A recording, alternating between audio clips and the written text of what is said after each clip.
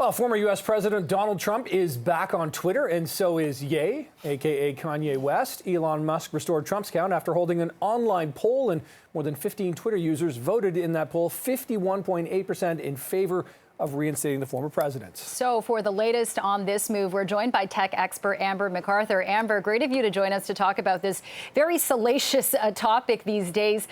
So we know that Trump is reinstated, but the most recent news is that Elon Musk has said, no, I am not reinstating conspiracy theorist Alex Jones, because, of course, I'm not going to help anyone who prophetizes off children's deaths, because my firstborn child, I held him in his arms when he died. So is this Elon Musk just kind of deciding on his own whether or not there's going to be an online poll to reinstate certain people according to his own kind of biases?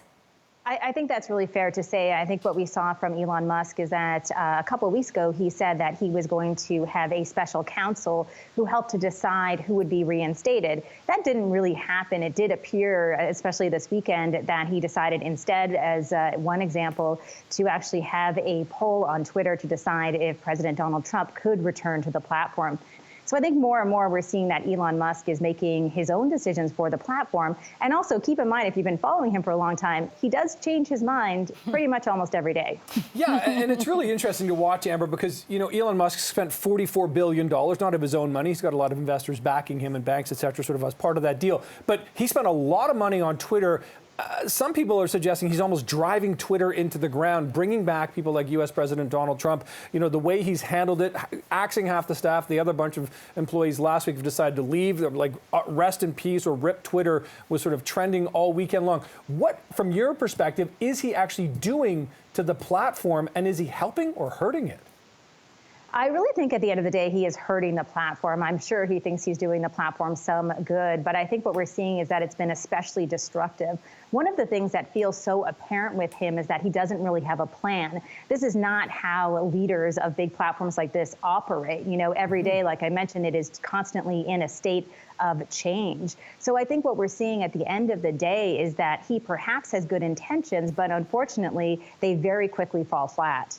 Yeah, Amber, I can't imagine, the Tesla having different updates every single day. And yet with Twitter, it seems like we're constantly reloading, and it's a new thing that we're learning. I'm curious to know if he's possibly doing this as, a publicity stunt to kind of drive up news, to generate news about Twitter. And then, it's his big plan to make it the greatest social media platform eventually.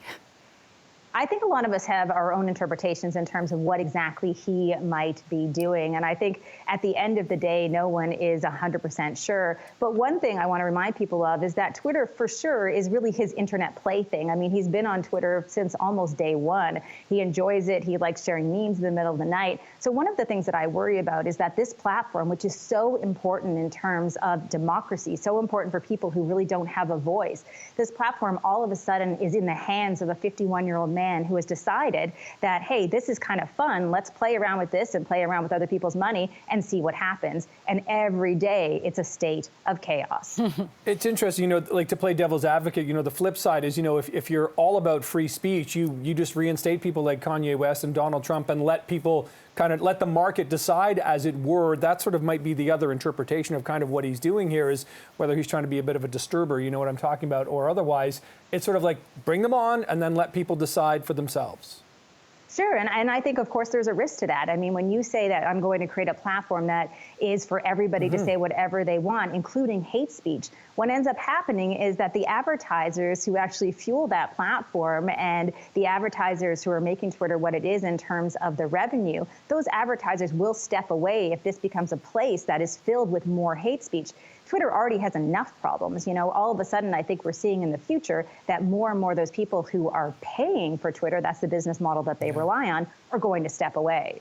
Yeah, it's going to be really interesting to watch, that's for sure. I mean, Adidas already pulled away from Kanye. We'll see if they pull away from Twitter as well. Other advertisers have. Tech expert Amber MacArthur, always appreciate this. Thanks for the time. Thank you. Thanks so much for having me.